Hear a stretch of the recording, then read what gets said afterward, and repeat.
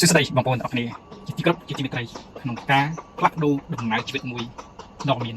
ភាពសង្ហាភាពស្រស់ស្អាតគឺចាប់ផ្ដើមពីខ្លួនរបស់បងប្អូនជាចម្បងដីសម័យបងប្អូនការតាំងចិត្តបងប្អូនការសម្រេចចិត្តបងប្អូនដើម្បីផ្លាស់ប្ដូររាងកាយបងប្អូន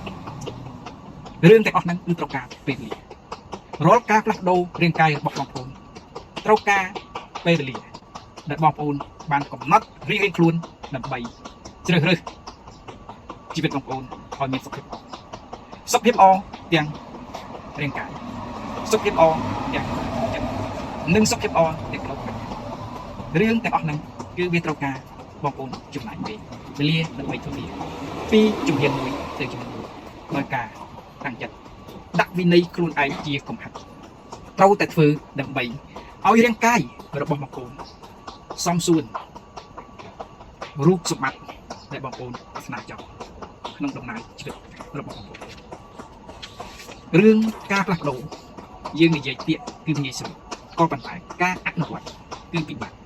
វាត្រូវឲ្យបងប្អូនតាំងចិត្តបញ្ញាចិត្តរាល់ដំណើរជីវិតបងប្អូនរៀនអំពីជីវិតបងប្អូនរៀនអំពីការរីកចម្រើនរៀនអំពីការប្រើប្រាស់ពេលវេលាបងប្អូន